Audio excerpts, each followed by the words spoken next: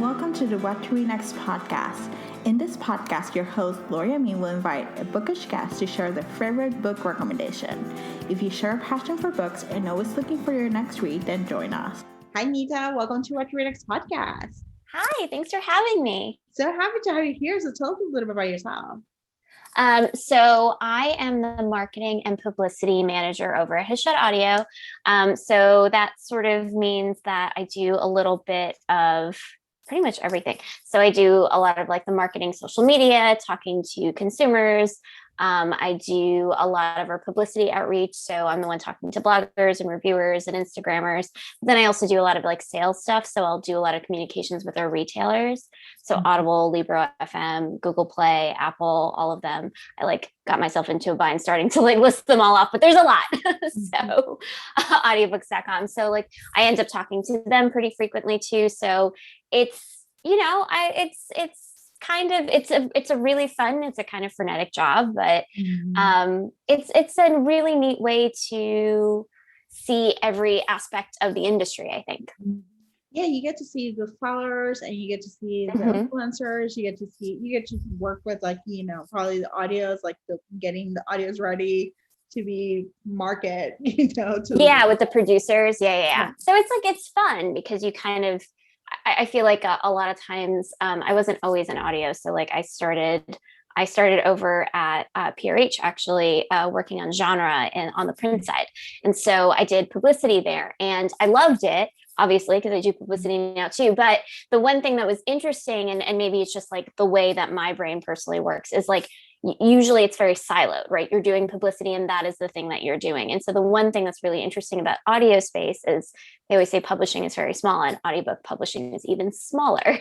So everybody knows everybody else, but also you have your fingers in so many different projects and so many parts of it that, I mean, on the book side, I never really was involved in production or part of those conversations about it. And so it's really cool to kind of like, what's the phrase? Like, see how the sausage is made. Like, it's kind of cool to be able to like see that from its inception and as it goes on. So yeah, I think it's like really fascinating. I love, like, I've become a newly adopted audio listener, and I love, like, you know, the full production side of it. Like, it just brings the reader a new experience of like, you know, whether it's full cast audio or they produce it for audio only, like what it produced, and like the experience as a reader, just to get to connect with the book and what the author's vision it is, and, you know, having the narrator telling you the story, it just feels like so nice, you know.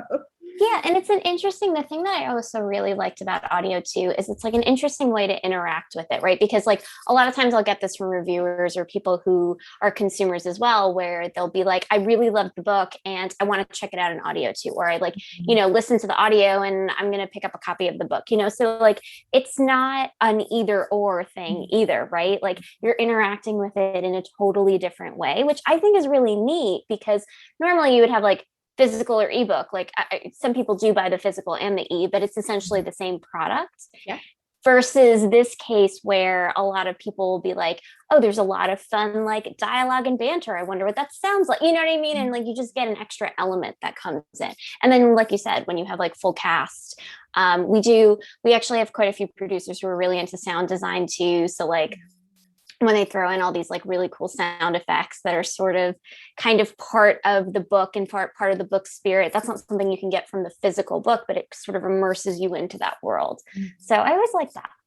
I love this. And so what it's like to, you know, a lot of our readers are sellers, or may not be sellers, but they might be influencers, might be bookstagrammers or book bloggers or book talkers and stuff like that. What is it like to work with them, just to, you know, get the experience of working with audio advanced listeners copies, you know? It's actually a really rewarding experience. So like I said, I had some experience doing it on the print side. I really like it on the audio side, I'll say, because and again, I think this is one of those things where it's like the way that your brain likes to work, right? So for me, the cool thing about audio that I like, that is challenging, I'm not going to lie, is that we are doing the audio for all of the books that have an audio edition, right? So you're not just doing romance, you're not just doing mystery, you're not just doing whatever. And on one hand, that is challenging because there's a certain sense of identity that is lost in that. But on the other hand, I feel like the conversations with influencers becomes a lot more authentic. You know what I mean? Because you're not just like furthering this genre or furthering this identity of your imprint, which is important. It's important to have those things, but it's cool to be like, oh, so you're looking for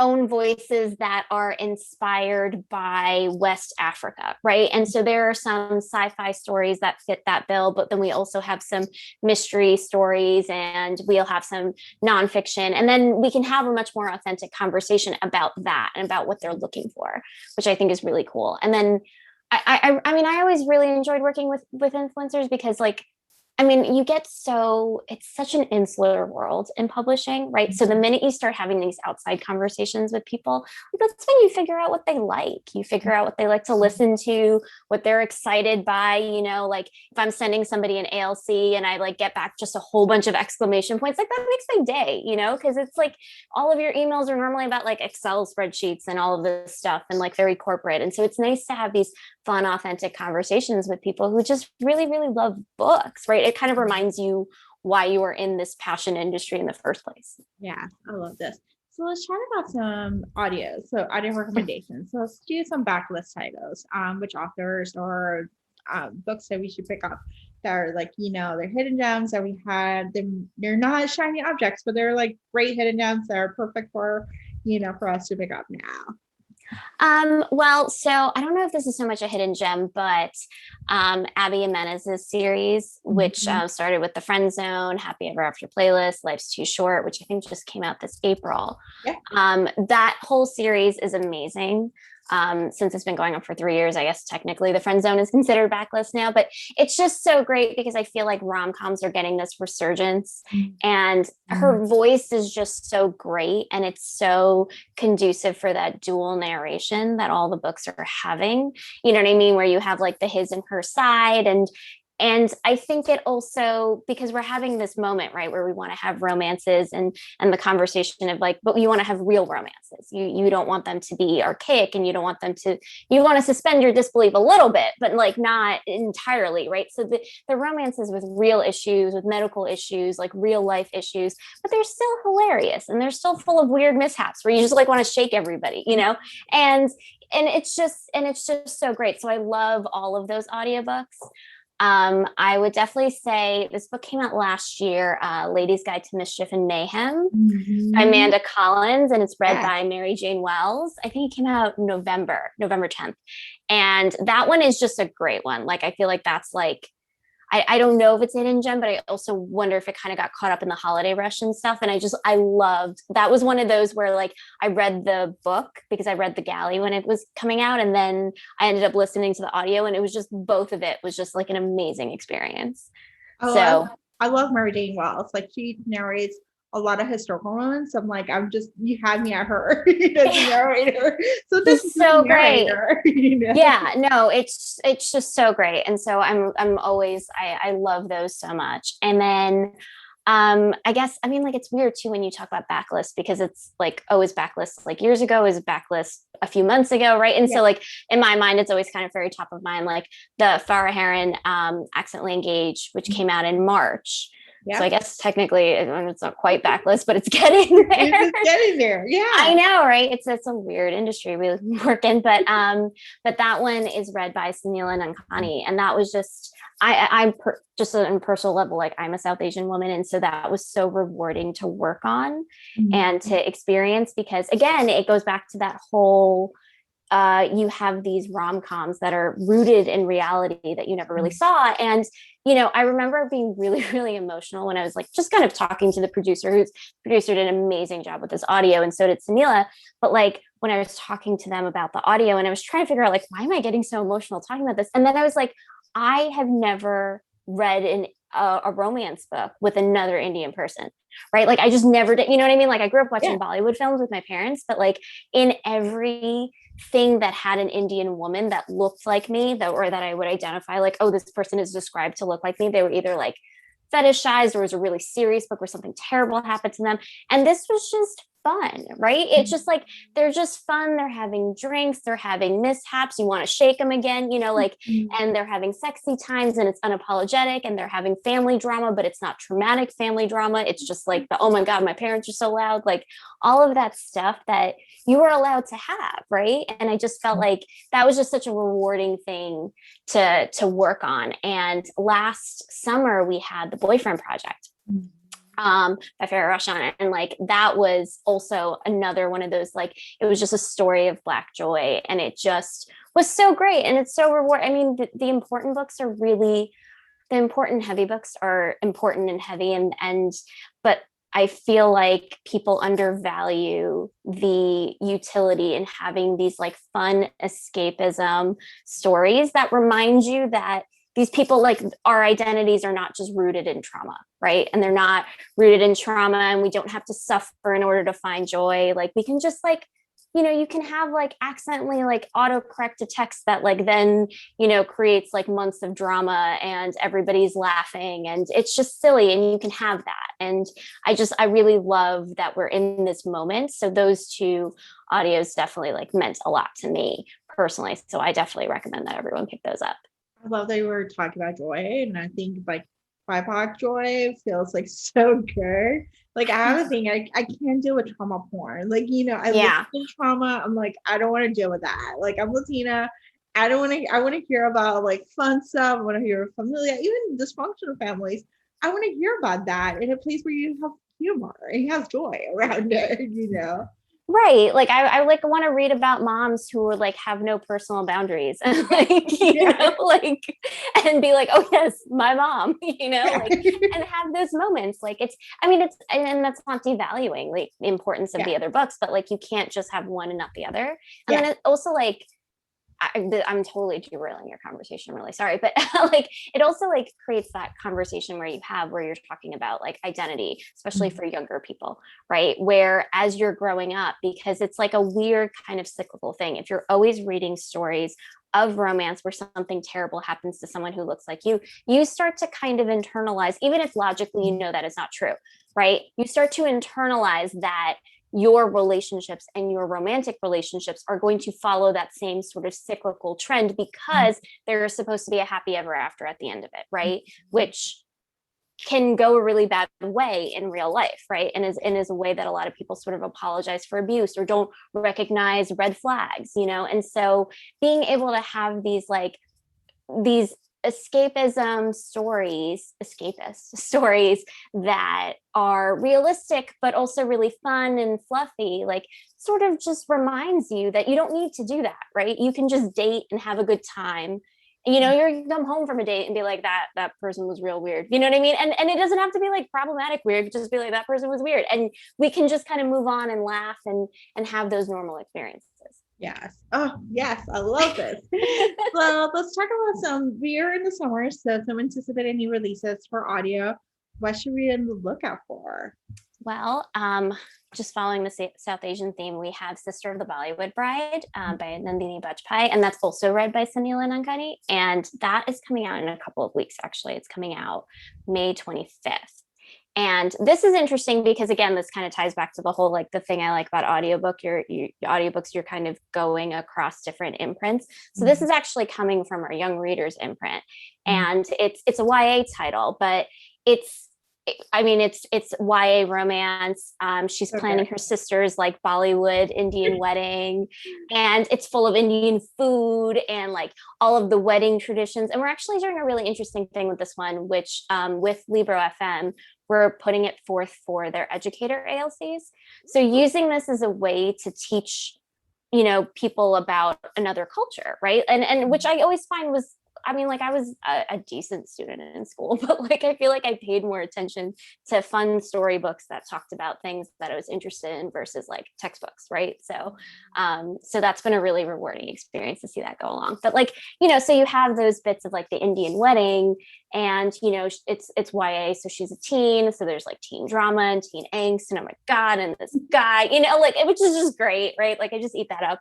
And then, but then you have like very real, like their mother had passed away. So there's this like this wedding is happening and the mother's not around. And so you have that grief that is relatable to everyone, right? Like that is a very universal grief. So I'm so excited for that. And I'm excited for that one. Well, I interviewed Nandini, so she came to the show and we just chatted all about like the book and like what her source of inspiration. She's like, she was like, it happened in the real life, and a 17-year-old can actually do whatever they set their mind to. So it is possible for a 17-year-old who has to plan an Indian wedding in the span of 2 months and have a hurricane, Yeah. And like, it's possible. And I think it's a fun book. It's like joy. Again, it just brings back to joy. It brings back to family. It brings back to learning about new culture. It brings back to a sense of like, I love reading YA because it just gives you a sense of like your identity, like who you are with your family, who you are as, what do you want to do with your life? Like all those big questions that, as an adult, we don't think about them anymore, but it's fun to like revisit them. And upbringing too, like on a totally separate note, like one thing that I really like Disney, but like one thing that would always bother me about like older Disney movies was that like every heroine, like their parents had passed, or they were like estranged from their parents. And I was like, yeah, but like, what if you aren't, right? Like, what if you get along with your parents and they're just like a little annoying because everyone's parents are a little annoying, and what if that's the case? Why does everything, it just creates, I think if it's the only narrative around, it creates a lot of strange perceptions in people's minds as they start growing up and just reading and listening and watching these stories over and over again. So when you have these like fun stories where there is drama, right? Like the hurricane thing is drama, but like the drama is a hurricane and the grief is, oh, your mom passed away, and it's not like this weird kind, I don't want to say weird, but you know what I mean? Like it's not this traumatic, not that like a parent passing away isn't traumatic, but like it's not like a violent kind of racial tension or sexist tension, and it allows you to kind of see yourself through a lens that's outside of these things as well. Yes. I don't know if I said that well. Yeah, you did. I was like, wait, hold on, let me fix what I'm trying to say. I love this. Yeah, everyone should add this book to your TBR, whether it's audio or print. It's just both. Or do an ebook and audio. Like you can read an ebook and read it, like have your audio listen to it. So I will say that something that I do like to do as a consumer of audiobooks, because I listen a lot, obviously, but even before I worked in the space, was I would also do the audiobook for a lot of books that I had that had to do with other cultures, or fantasy too, because I would be like, I don't know how to say anything. And it was really interesting because a lot of times you kind of like glaze over a little bit too, right? Like just in general when you're reading. And when you come across like words or terminology that you don't understand, you kind of glaze over it. Like you recognize it as you're seeing it, but you don't necessarily know how to say it, what that is. And being able to hear someone say it out loud was just an interesting experience, right? Like being able to hear the accents and it just felt more like I was experiencing that culture. Yeah. Right. So I highly recommend that. I love it I think I read a couple books where like Hilly South Asian culture, and there were like a lot of dialects, and it was great to listen to them because it didn't bother me, but it was just like trying to figure out like what this word is, Google Dictionary, all this stuff, and I was like, let me just like listen to it. And I was immersed in the culture that it didn't bother me. It was like, oh, okay. Like I'm listening, I feel like I'm traveling, in my books, like I'm traveling somewhere else, like in a foreign country, and I'm just listening all these languages, and I'm just gonna absorb it as it comes, I like found that a lot with like books that had Spanish in it, because I don't know any Spanish, but I grew up around a lot of people who spoke Spanish. And so when I would listen to an audio that, when they have like a little bit of Spanish sort of sprinkled in with their dialogue, it was just really interesting, and it was fun. And I felt like I was sort of immersed in that culture again, and and then also like you pick up little bits of Spanish as you go around, but it's like helpful to actually hear how people would talk, so even if it was written on the page and it's written very authentically, being able to hear someone do it, I was like, oh, okay, like that's how you say that, and that's the intonation of this, and like this is like sarcasm, like it's just fun. Yes, I really love audiobooks. I think this is like the best way. So, Yay. let's see. I will say, I do want to say one more that's Yeah, coming out, and this is not romance at all, but I'm that's obsessed, perfect. obsessed with this book. It's coming out June 22nd. It's Stephen Fry, who I feel like we all love. Mhm. And it's his Troy, which is read by him, and it's a retelling of the Siege of Troy. And the thing that I really love about his books, even if you don't like mythology, which I feel like most people do, Yeah, but let's say you don't like, you're like Greek mythology, it's too confusing. I don't know who's parent and whose child. Like his whole mythos series is the third in that series, and it's standalone. It it actually assumes that you are not following the story, which is actually really fun, right? So he'll be like, doubtless you don't remember that I was talking about this person many chapters ago. And you'll be like, correct, I do not remember this. And it just is so fun. I mean, Stephen Fry is the best voice anyway, but it's so conversational. And then you have all these, like, quite frankly, crazy Greek mythology stories, but it's just done with this humor and this acknowledgement that these stories are insane, that there are a lot of people and players in them. They're all shape shifting into different things. And I don't know, like I went through a big mythology kick as a kid. And I would say that maybe in recent years, I haven't really gotten into it that much again. And just listening to it just brought back all the fun parts of it. Because you didn't feel like, oh, I'm in school and I have to pay attention and figure out who this person is, right? So I definitely recommend those we did a road trip recently from Southern Virginia to back to New York. And it's just a great listen in the car too. You can all kind of like laugh around and be like, do you remember that? Who is that? Oh my gosh, I love this. It's like perfect for the family. Yeah, it is. It's really great. I mean, as long as your family is into really strange Greek mythology, but Yeah, there's something to be said about Greek mythology. There's a lot of players and a lot of stories, and it's just I try to pay attention too, right? And then sometimes they'll give you like a family tree in the front of books and stuff, and I'm like, I don't like what is Zeus now? Like, oh, so Zeus is also the bird, right? Like, and then you're trying to like figure out who everybody is. But the series is great. It's like I said, standalone too. Like he doesn't assume that you've like listened to the other books as well. So they're kind of fun to kind of pick up. So like the first one's Mythos and the second one is Heroes. And then this one is Troy. So I listened to them in order, but my partner kind of listened to them out of order, and it did not hamper his enjoyment at all. Like they're just so great. I love this. Any other final titles or?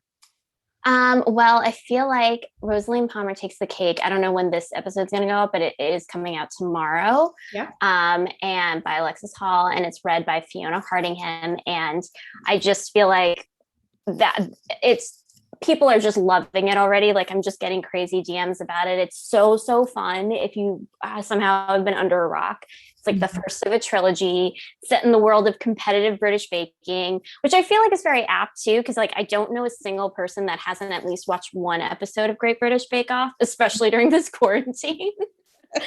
And it features a bisexual single mom. And I feel like a lot of books don't really tackle bisexuality. There's a lot of bi-erasure in a lot of books too, and so it really kind of deals with that and acknowledges that and understands that identity and like a rom-com, right? It's full of like chocolate baking and like kissing, and it's fun and heartwarming. And there's a reviewer who told me this morning actually that the audiobook made them feel like they were being covered in an audio blanket, which right? I was like, oh my God, I love that. Can I steal it? But yeah, it's such a great cozy listen. And I will tell you, the producer had such a fun time with this one because they were also a fan of Great British Bake Off. So there was a lot of like that directing is in there too, in the performance. And I like, there were points where I was just sort of like, am I listening to Great British Bake Off? I was like, so it's like, it just like kept making me feel like that. I have that as a book, and I was waiting for the audio, thank you so much for the audio. Yeah. And I had to say, like, I wanted to savor it because I feel like Alexis Hall does so well in audio. Like, yes, books are like audio is where you want to go, and then read Yeah. it afterwards. You know. Yeah, and it's so great. And this was one of those where I like did mixed, right? Like I read half the book and then but I read it at a time and then the audio was available to me. So I was like, oh, I'm gonna listen to the rest and it just was a fun experience to like port it over like that. So and then the other one I'm going to bring up, also LGBTQ friendly, Satisfaction Guaranteed by Corelia Stutz Waters. And that one's read by Lori Prince, and that's coming out June 1st. And so it's a woman who inherits her aunt's sex toy shop in Portland, and it features an FF relationship, which I feel like I don't see a lot of in romance. And I'm really, really psyched that we're having this like giant title that really focuses on that. And it's explicit and sexy, which is great. And it's great that there is like this great giant listen that's about that. And it's super fun. And the one thing I really love about this one is that it's not only just is it sexy, but it's got really great pacing and banter. And I feel like when you have romances that have a lot of fun banter going on, like that's where audio shines, because you can really do that in the performance, right? Like it's great on the page, but it's like really great when you're hearing it like kind of parrot back and forth and then sort of parlaying back and forth. So that one I definitely recommend as well. So pre-order that one. I'll pre-order it. Thank you. All right, so thank you so much for being on the show. You're welcome. Thank you for having me. If you enjoyed this podcast, feel free to share with friends, subscribe, rate, and review the show. This is the easiest way to support the podcast. For book recommendations, author interview archives, and other fun book resources and tips, please visit WhatchWeNextBlog.com. The Watch We Next podcast is part of the Frolic Network. To discover new shows to listen and love, please visit frolic.media/podcast. Thank you so much for listening and have a great day.